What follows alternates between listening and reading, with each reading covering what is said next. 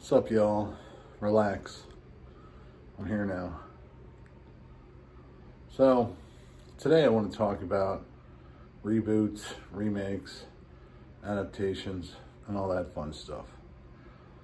And I mean, I'm not even sure where this all falls under, like, what I'm really trying to talk about, okay? Because what I'm getting at here is, how do you, as a corporation, get your hands on an intellectual property that has a fan base, in some cases, of like billions of people? Billions. And if you just got those people to watch whatever it was you were trying to do, you'd make tons of money. But you don't. You gotta, like, out of sheer hubris, like, change it, because you think you're smarter than the person who created that intellectual property and made a billion people fall in love with it. You think that you know better than them. And I just don't get it.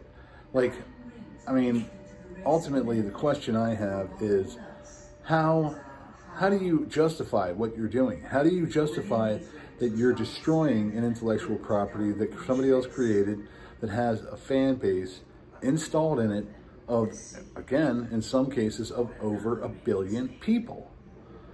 And you think, you know what, I can do it better. No, you can't. So, you know, I strategically placed this when I did, about a week before the Lord of the Rings of Power is about to come out. Now, I don't know how many people know this, but J.R.R. Tolkien got sick on August 19th of 1973, and then approximately 2 weeks later, he passed away on September 2nd of 1973. So, they're going to bring this out on the 49th anniversary of his death. Pretty messed up. Pretty messed up. Especially considering they're changing it and they're making it completely different, and they're not going to make a faithful adaptation of what Professor Tolkien wrote. And it's just mind-boggling, because what's going to end up happening is they're going to fail and they're going to lose tons and tons of money. And if they had actually just done a proper adaptation of it, they would have made a ton of money. Like, all of the monies. They would have had it all. It would have been all of the monies. They would have had all the monies. But no, they had to go ahead and inject my message and woke propaganda into an established property. So here's an idea. If that's what you want to do, if you want to take your message and your woke propaganda, how about this? How about you come up with your own ideas? How about you don't destroy somebody else's ideas? How about you don't pee all over the grave of a great person like Professor Tolkien? I mean, or how about you don't pee in the face of a pretty cool guy, George Lucas? Like, why? Why do you take their stuff and change it to fit your parameters and thereby destroy it? I do not understand. I'm not going to get it. So, to understand completely where I'm coming from, okay? Gus Van Sant, like almost 25 years ago now, redid Psycho, okay? And it was like a shot-for-shot, almost, remake of the original Psycho. We all go a little mad sometimes. And I mean, it was what it was. Like, I remember, like, I had the fortune of watching Psycho, the original, in theaters literally a week before Gus Van Sant's Psycho. So when I watched Gus Van Sant's, I was like, dude, what? You didn't change anything.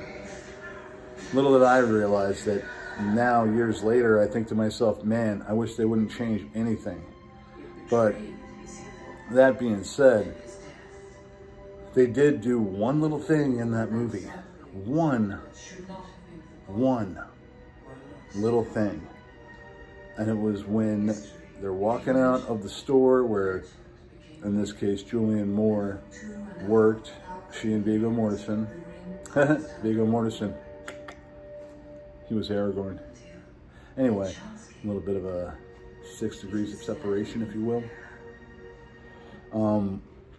So when they're walking out, she like all of a sudden says, "Wait a minute, I forgot my Walkman," and goes running back in the store to get her Walkman. That was the only change. And it sucked. And I hated it. Now we fast forward and we got just a whole bunch of BS. Like Lord of the Rings that's about to come out next Friday. It's not Lord of the Rings. So my question to Amazon, and only to Amazon and other studio executives, I know that there's like this whole sphere of YouTube, and I guess I'm part of it in some way, maybe just the chats, I don't know. But I don't need to ask them. I already know what they would say. They would say what I would say. The reason that they do this is because they cannot create. They can't make anything. They're just like Sauron. All they can do is take something beautiful and destroy it. And then, you know, represent it as their own thing. But it's garbage. It's what an orc is compared to an elf. Side note, if you think that orc are black people, that means you're racist. It doesn't mean that I'm racist for liking Lord of the Rings. It means you're racist for thinking that orcs are black people. Okay? Just throwing that out there. Another side note. Dwarves cannot be black. Wait, let me rephrase that. Should not be black. They live underground. They never see the sun. How, then, do they become melanated? Anyway, so, to Lord of the Rings, I'm sorry, Rings of Power, Amazon guys, to the, you know, Kathleen Kennedy, to, like, the people over at Marvel, to the people, you know, anywhere, like, to the guys that are destroying Star Trek. Like, my question is, what do you think you're gaining by taking an established property and destroying it? Don't you think that you would be better off creating your own intellectual property and presenting it in the fashion that you want to present it? Because all you're doing is upsetting everybody who has loved these intellectual properties for many, many years. And thus, you are making enemies of them. And they go out and they try to stop people from watching your thing. And if you had just created your own intellectual property, then you wouldn't have these enemies immediately. And like you also come at us, and you don't need to do that. Like that's just irresponsible, like on your part. So why do you take something that is already established and just destroy it? Why not create your own thing?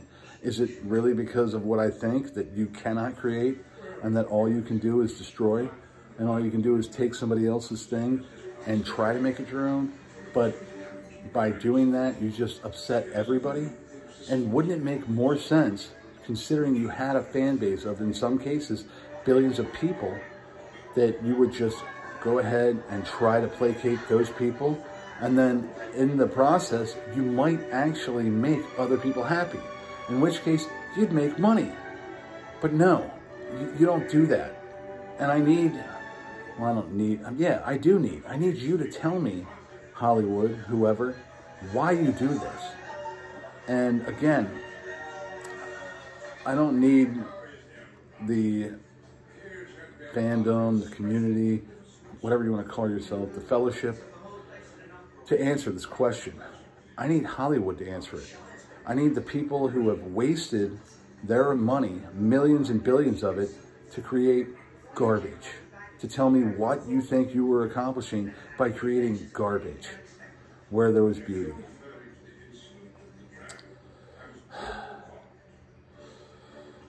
Yeah, I just don't understand think it's pretty obvious.